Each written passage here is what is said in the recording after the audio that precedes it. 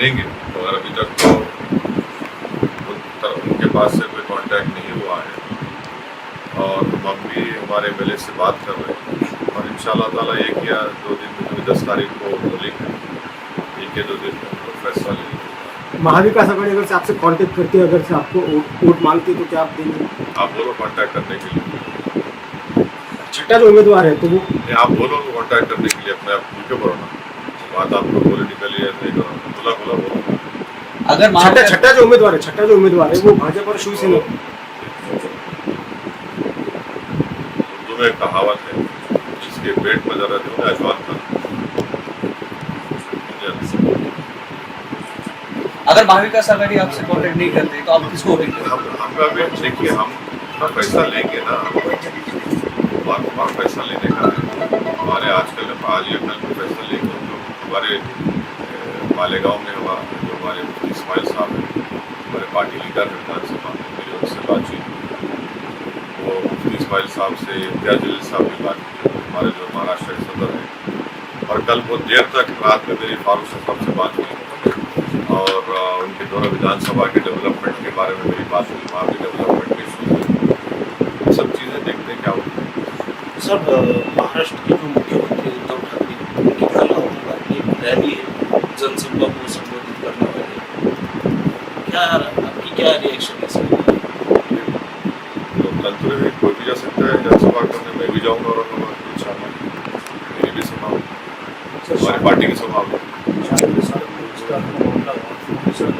देशों में इसका रिएक्शन है, तब कहीं जाकर रिएक्शन हुआ, और अब तो एक्शन हुआ, क्या ये काफ़ी है इसके लिए? देखिए, 10 दिन के बाद जब अंग्रेजी टाइम्स 9 चैनल पर बीजेपी के नेशनल स्पोक्सपर्सन ने प्रॉफेट मोहम्मद सल्लल्लाहु अलैहि वसल्लम को इंसल्ट करने की कोशिश की, तो उसके 10 दिन के बाद प्राइम मिनिस्टर प्रधानमंत्री नरेंद्र मोदी रिएक्ट करते हैं। 10 दिन तक क्यों रिएक्ट नहीं करे? आपके ही चैनल्स ने मेरे भिवंडी के भाषण का दिखाया था कि मैंने प्राइम मिनिस्टर से अपील की थी, रिक्वेस्ट किया था कि आप देश के प्रधानमंत्री हैं, यहाँ पर 20 करोड़ मुसलमान रहते हैं, भारत के नागरिक हैं, आप अपने चीफ स्पोक्सपर्सन के खिलाफ एक्शन लीजिए। आप नहीं लिए, आप 10 दिन के बाद एक्शन लेते हैं। क्या क्यों एक्शन लेते हैं भाई?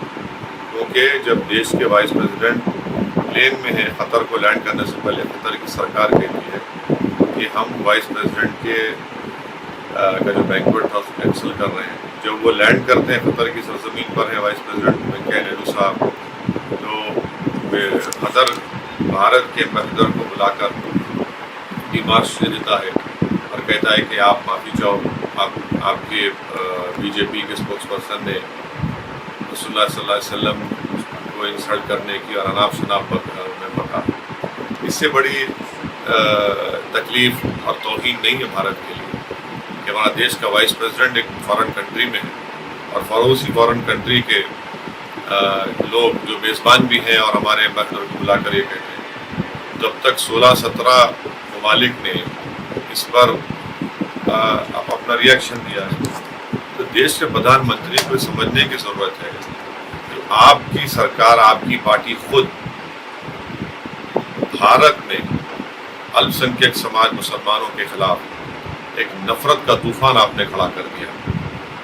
आपने भारत के बाइज्जत मुसलमानों के खिलाफ एक ऐलान जंग का ऐलान कर दिया, और इसी वजह से हम देखते हैं कि आप ही के नेशनल स्पोक्सपर्सन ने अनाप शनाप बकवास बकी। ये बिल्कुल, अगर ये कोई कह रहा है कि सिर्फ सस्पेंशन से काम हो जाएगा, नहीं।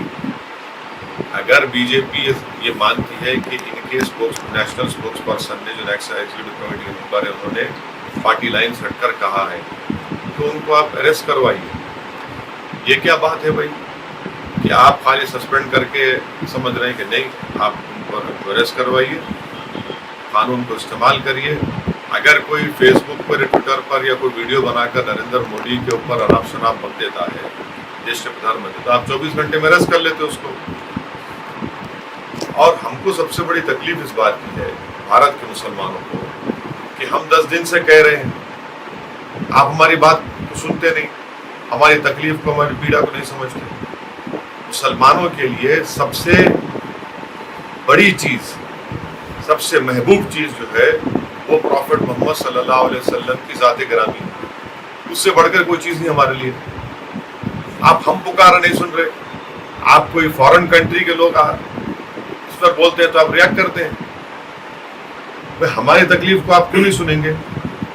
तो देश के प्रधानमंत्री जो भारत के मुसलमानों को इन फॉरेन कंट्रीज के प्रिज्म से देखते हैं, वो उनकी गलत सोच है। वो उनको जब उनके देश का नागरिक पुकार कर कह रहा है हाँ वो मुसलमान है, मगर उनको ही चाहिए था कि वो इन मुसलमानों की पहली बात सुन लेते और उनकी तकलीफ को समझते और उसी वक्त एक्शन ले लेते। आप 10 दिन के बाद एक्शन लेते तो आपका एक्शन जो है हालत मजबूरी में आपने लिया।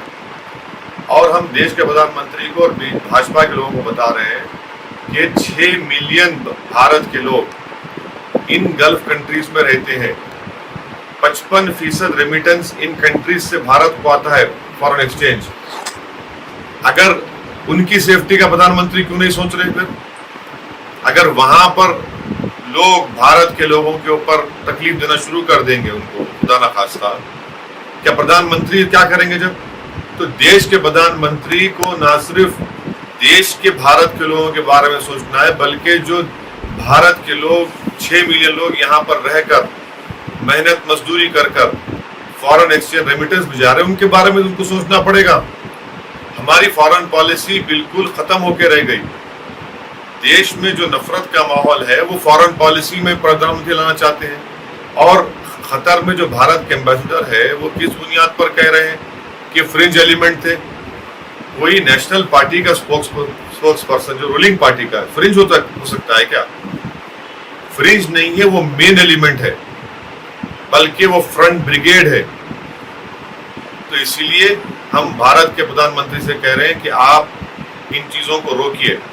मुझे यकीन है कि ये चीजें रुकने वाली नहीं है। फिर आप देखेंगे बैक टू बिजनेस जो बोलता है 8-10 दिन के बाद फिर शुरू हो जाएंगे।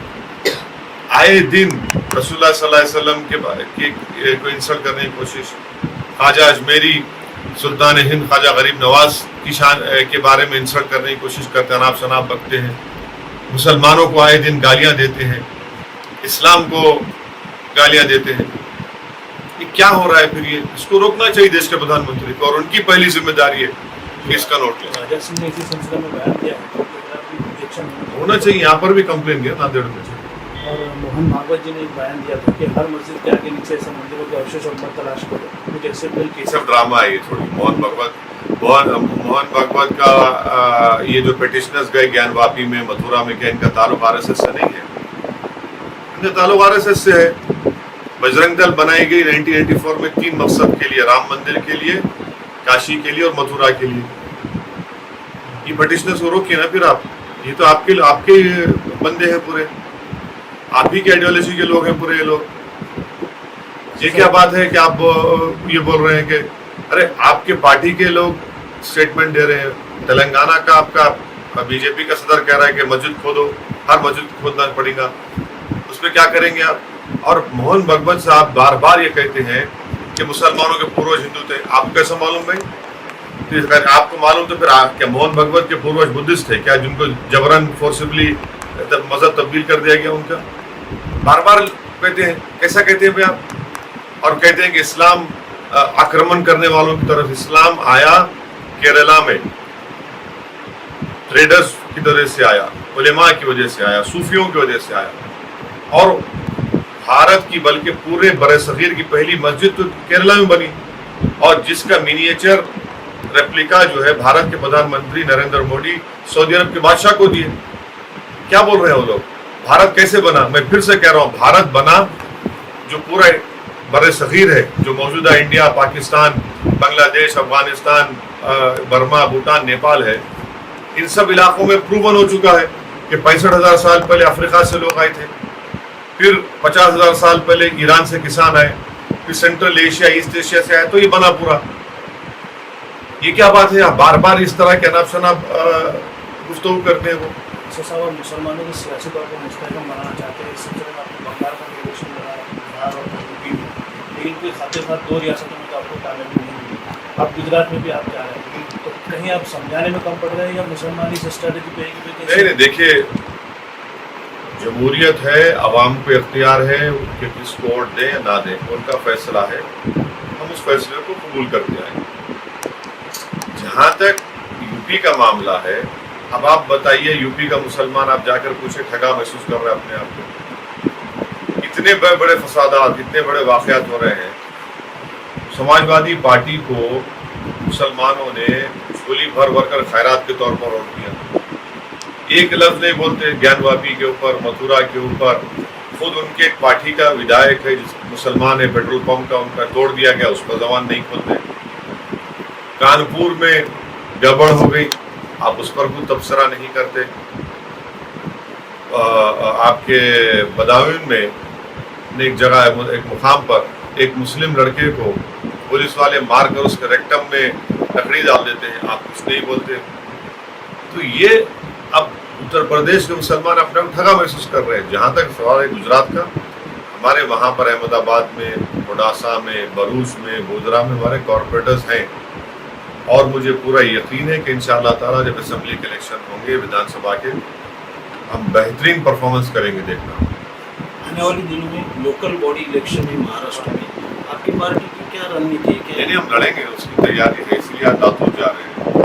फिर हम महाराष्ट्र के हमारा टूर होगा, हमारी पार्टी एक्टिव हो चुकी है, तो इसलिए हम तैयारी कर रहे हैं, और हमारी पार्टी के पूरे मेंबर्स एक्टिवली काम कर रहे हैं उसके। किसी के साथ आप जो पार्टी है तो उनके साथ आघाड़ी वगैरह करेंगे आने वाले इसमें? अभी देखेंगे, अभी तो बताएं, तो जल्दी होगा, टाइम आएगा बताएं।